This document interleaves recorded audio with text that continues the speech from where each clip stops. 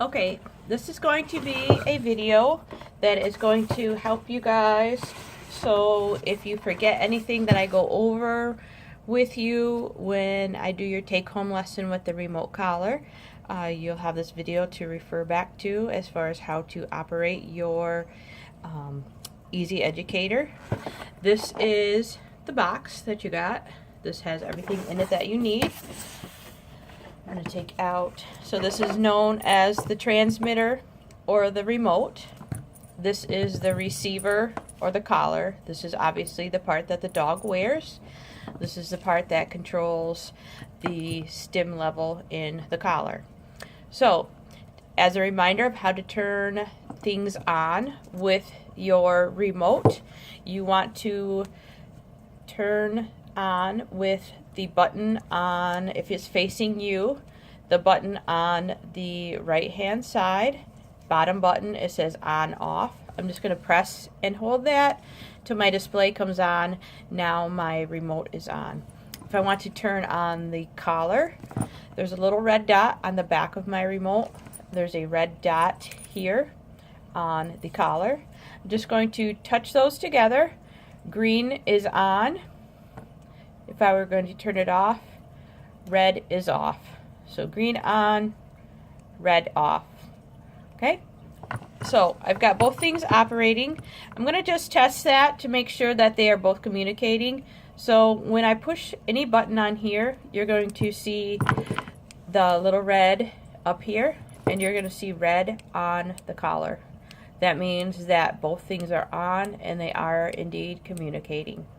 So with that, I have your remote programmed that any of the black buttons, so the two on the left hand and the one here on the front, is going to provide stim to the dog. I can change those to different modes, but I see no need because it makes things just a little bit more confusing for you. I've found that this, if I have 3 black buttons that provide stim and they provide at whatever level your remote is on, that is probably the easiest way for people. So any of these 3 black buttons is going to provide the stim to the collar or to the dog. The bottom button that is red is going to do a tone. You can hear that. So as long as I push that button, it's going to provide tone to the dog. I usually don't train using the tone at all, so if you push that expecting your dog to do something, it may or may not do anything. Usually dogs just kind of look around and give you a look like, where is that noise coming from? What does that mean? Okay, so again, black button stim, red button tone. It also has a nice safety feature, which instead of pressing and holding the button to turn it on or off, so if I press and hold the on off button, you're going to see the word off, your controller goes off. Okay, so I'm going to turn it back on here. If I want to use this nice safety light feature on here, instead of pressing and holding the button, I'm just going to tap it once. Once will give you a flashing light. Second tap keeps it solid, and a third tap turns it off. So I like to use these at night if it's dark, and I also, when I put the collar on the dog, I have it on the dog so that the light is facing down versus facing up and shining right underneath the dog's chin. You know, a lot of times, especially with a furry dog, you're not going to be able to see that light.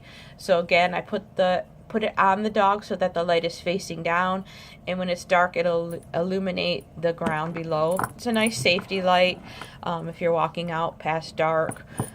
It's also a nice light if your backyard is dark like mine, and you can kind of keep track of where your dog is in the yard.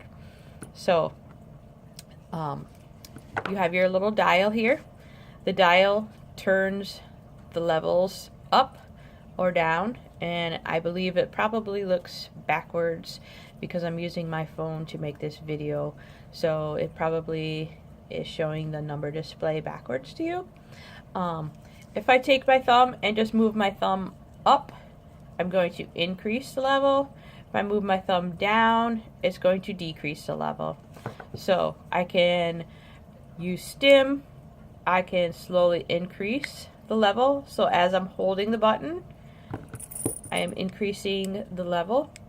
I can do the same thing, hold the button, decrease the level.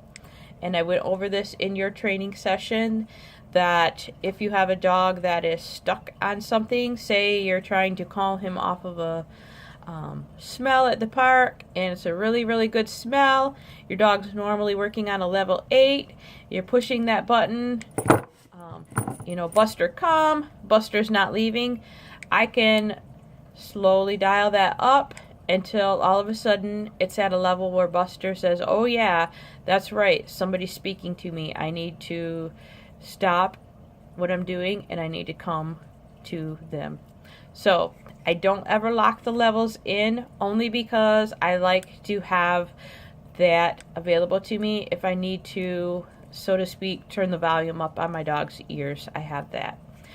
Now you can lock the numbers in if your dog a few months from now, after you start training, is pretty consistently inside, say on a level 5. You can lock that level in. So the button that has a P on it, that is right above your on-off button, so this is the button with the P, if I press that,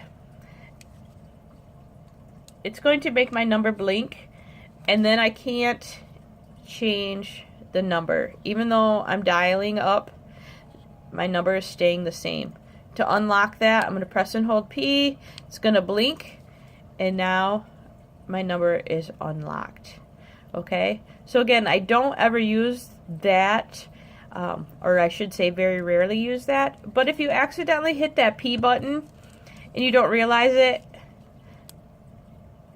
and you're turning your dial but your number stays the same, it just simply means that your remote got locked on whatever level. So just press the P button, the button that is above the on-off button, till your number blinks, and now your number is free again to move. Okay, so that's pretty much it as far as how the remote works. Again, you want to make sure that the probes are touching the dog's skin. So the collar does need to be snug. I put the collar up tight right behind the dog's ears. That is the smallest part of the neck usually on the dogs. So I like to make sure that my collar is, the probes are touching the skin. Otherwise, if you're not going to get consistent results, and you're going to think that either your dog's being stubborn, not paying attention to you, or that your device is not working, which simply is probably more than anything that the collar is not tight enough. So always make sure with that. There are different probes that I can switch out depending on your dogs and your dog's fur. This is called a comfort pad adapter. So rather than having the 2 probes that most dogs have, so if I have like a pit bull or a boxer or something that has really short hair and they tend to have sensitive skin, I'll put the comfort pad on them. That helps a lot with not developing pressure sores or getting any skin sensitivities, which some breeds are more prone to. I've got longer probes for longer hair coated dogs. I've got shorter probes for short hair dogs. I also have a long haired dog comfort pad adapter for like corgis or huskies or Aussies, anything like that that has the longer, thicker fur. So the different probes are included in your price package, and I just put on whatever is appropriate for your dog. All of them that I put on, I switch out the standard, which comes with it, which do have nickel, and I've had some dogs with skin allergies from the nickel, so I always switch them out to hypoallergenic probes. So, okay. So if you have any questions on that, feel free to let me know. But I like that you have this video to refer back to. You know, I know I give you a lot of information at the start, and hopefully this will give you something to refer back to.